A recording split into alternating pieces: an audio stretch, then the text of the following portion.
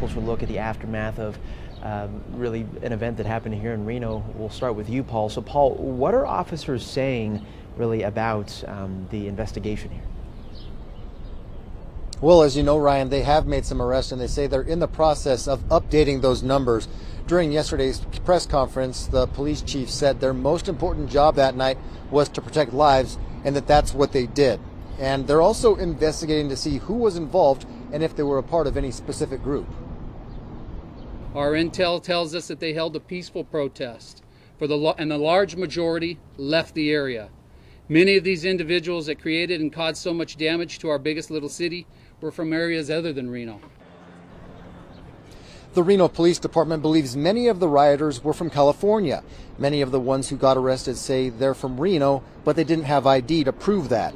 The angry crowd caused damage to the Reno Police Station, City Hall, and Federal Courthouse, along with many other buildings and businesses.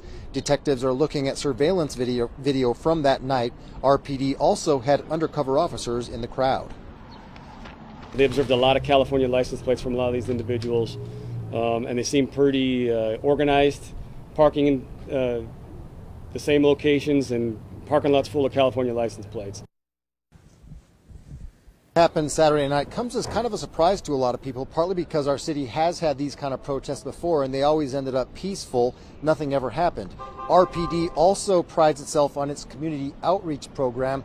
They go out into the communities within Reno and they get to know the residents and try to build that trust between those residents and the police officers. Now, Washoe County Sheriff's Office does have a tip line where you can go to. It's the Northern Nevada Regional Intelligence Center. If you've got video or photos from that night, they encourage you to share that with them. You can head to our website, ktvn.com, for a link. Covering the story live in downtown Reno, Paul